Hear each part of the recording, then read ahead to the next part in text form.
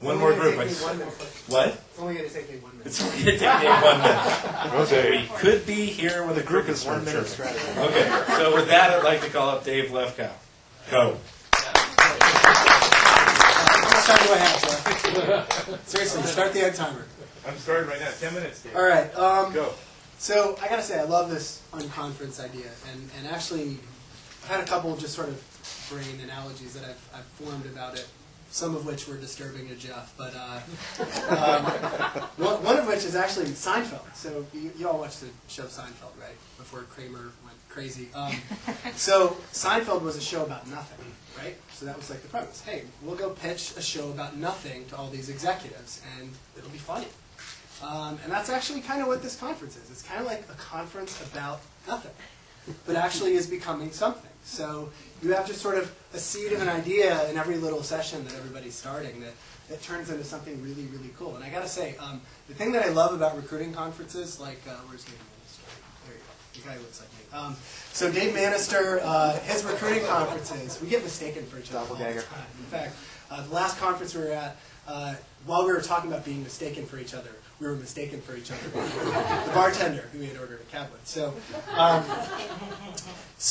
at conferences like his, it's really awesome to sit down. The thing that I always get that's most valuable to me is I sit down with people and I get to talk about issues that are really, really interesting, right? So it's not like the conversation with Margie from the Cleveland Clinic who's talking about, nurses should be recruiters. I mean, that's interesting, but it's not as interesting as some of the other conversations you have during the course of an event. And the other thing that I get out of these things is I get to meet really nice people that I can build relationships with and share information. And so in that vein, that's really the two things that we try to do in our session. So our session is talent strategy and planning. So we had two goals. One was to get to know people that we might not have otherwise met. And then two was really to talk about an interesting topic. So getting to know people, you guys really missed out on this. We talked about transvestites and 400-pound receptionists. It was awesome. So we really got to know each other. And every recruiting conference should start off like that. But secondly, beyond that, we also talked about the broader macroeconomic trends that affect recruiting. And we've heard people sort of dance around it. So like Steve just sort of brought up sort of an issue when we were talking about process, or as the Canadians call it, process. Sorry, Nancy. Again, process.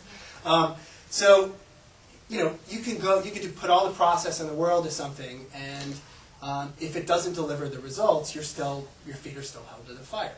You can have the best process in the world, and you have the worst results. And I agree with that. But at the same time, I still think you need to focus on the process. But what we talked about is there are a lot of forces, actually, outside of our control. So we talked about, you could argue that everything in staffing is outside of our control, but there's some things that are really outside of our control.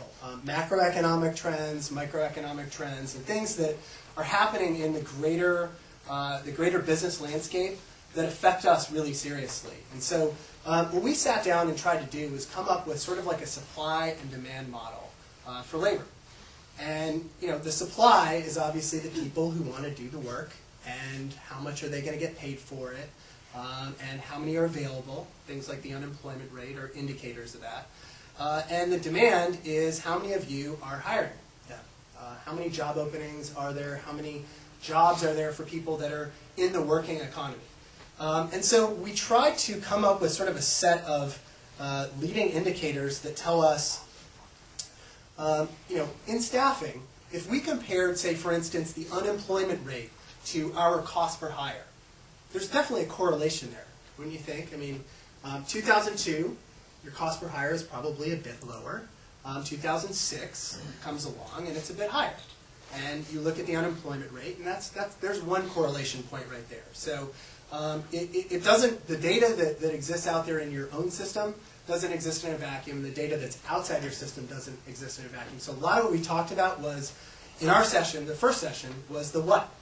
So what is the data that are leading indicators for staffing that we can use to create somewhat of a predictive model on when we know our cost per hire are going to start going up, or when we know that labor markets are getting a bit more fluid and things, certain types of talent that we want to attract is not going to be as readily available as it has been in the past. And those are the things that we tackled. And I thought Quite honestly, it was one of the most interesting conversations that I've had in a long time. Considering the fact that most of my conversations these days are about changing diapers and those types of things. But there was a woman from Salesforce, there were people from EA, there was Starbucks contingent was there, Wagner Edstrom, Cisco, Kronos, and all talking about how their data and the external data sort of work together, and some of the things that could be harbingers of things to come with what's happening in their staffing model. So some of the more interesting ideas that came out of this, so there's the obvious ones. So there are things like unemployment rates specific to regional markets as well as nationally. So you know that recruiting someone, relocating someone to, say, Minnesota is going to be harder, and I keep on picking on Minnesota, but relocating someone to Minnesota, Minneapolis, Minnesota, is going to be harder than getting someone to Santa Barbara, California. So there's a market sort of attractiveness that plays a part in how easy it is to get talent to a certain market. So you do have to take into account local considerations. But some of the other interesting things that came out of it, so the basics are unemployment rates and number of job openings and turnover, voluntary turnover more to the point. But some other leading indicators might even be funding into a new industry. So venture funding goes up. A company like Salesforce, well, they know if venture funding starts going up, chances are a lot of the bets are going to be placed on technology. So they could say, potentially, well, if they start mapping this out over time, they could say 3 years ago, or 5 years ago, or 10 years ago, all this VC money started flowing. And we had some great parties, and we saw some great entertainers. And good time was had by all, but at the same time, there was an effect on the market for talent and an effect on your internal staffing data. And so mapping that out over time could help you now that venture capital is flowing a bit more freely, and I'm living proof, obviously. Now that venture capital is flowing more freely, there is going to be a ripple effect on companies like Salesforce. So a few months down the line, 6 months down the line, a year down the line, those companies that are being funded by venture capital are eventually going to start hiring the same types of people that Salesforce recruits, because they're all concentrated in the same technology space. And software as a service, they've made the hot industry, so thus a lot of them will actually end up being competitors. We also talked about the opposite. So when there is consolidation in industries, it also has an effect on your statistics and your metrics and your ability to attract good talent. Other things that I thought were interesting were even beyond that. So housing costs in markets. We know how hard it is to get somebody who makes $40,000 a year in Cleveland, like Joel. No, I'm kidding, Joel. Somebody who makes $40,000 a year in Cleveland to move to some place like San Francisco, where you can't buy like a little Rambler shack for $1 million. There's definitely some things around that. New housing starts. An indicator of, is there growth in the area, which may be a good thing for you or maybe a bad thing for you. Building starts, meaning industry is expanding. Federal and government regulations, particularly globally, are they loosening or tightening? Certain industries growing or becoming more or less desirable. All of these are things that are external factors that have a really profound impact on how well we can staff. So if a CEO or a CFO is looking at your numbers and saying, I'm looking at these numbers and your cost per hires have gone up and it's taken longer to fill these positions. You guys just really stink. I mean, it's not necessarily you.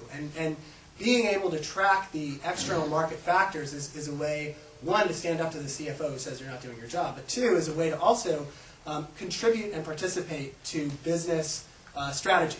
So if you are the experts, the unquestioned expert on what is happening in the labor market, just like a supply chain management professional is the expert on what is the cost of raw materials. If we're going to have to build a factory in Malaysia, what in God's name is it going to cost us? Well, also, what is the available supply of labor in that market? If you're positioned as the expert, we think that there's a good case to be made for being part of the business strategy rather than just being asked to execute a portion of the business strategy.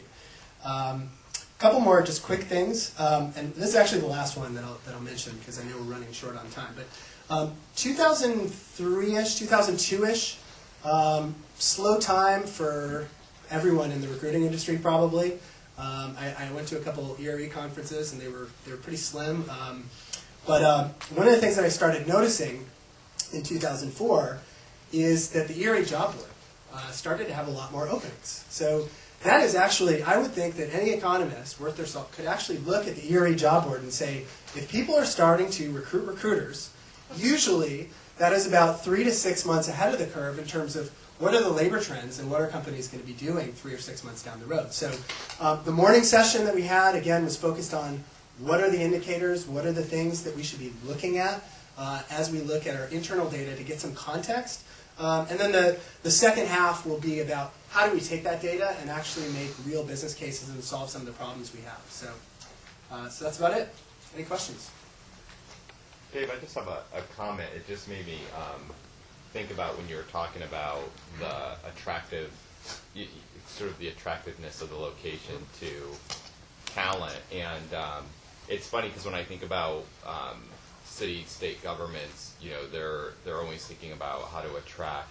I mean, they think about how to attract citizens, but they think a lot about how to attract industry to the area through tax advantage and all that. And there was this interesting article on Portland about how the city, because of the urban planning, just the young nature of the city, the nightclubs that they built, like the fact that they kept the city sort of concealed and there's so many outdoor activities around there that you got all this talent pouring in, and it's talent that's coming in without even coming in for jobs. They're just coming in. There may not be an industry to support Right, them. they're just coming in to move Which is why there. you have so many homeless 18-year-olds. Exactly. Yeah. Yeah, they said there's a lot of unemployed, talented people in Portland. Yeah. But I just think it's fascinating because it's like, you know, you wonder when, you know, governments that'll start catching on to, you know, think about how do we get this brain power into our cities versus companies or anything else. Like, when will that become sort of more of a focus than everything else? And globally too. So there's a really good book out there called Flight Capital, which is about the potential for us to become no longer a net importer of talent, but a net exporter of talent, and that's a scary proposition as well. So actually, highly encourage you to read that. Freakonomics is actually a good book too, so recommend that one as well. So Jeff, did the egg timer ding? Ding. Ding. All right. Thank you all. Jeff.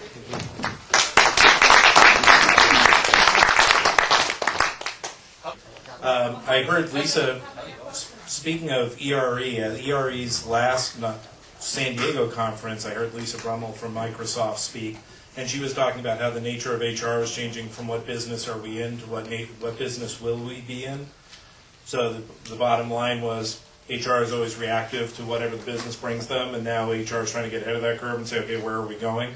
I would maintain that actually the role is what business should we be in. So we need to look at the role HR talent plays fundamentally different, because talent will be the choke point for whether we can be in a business or not and be competitive for talent. And that has everything to do with what Dave and Susan are talking about. So it actually is the CEO suite level data.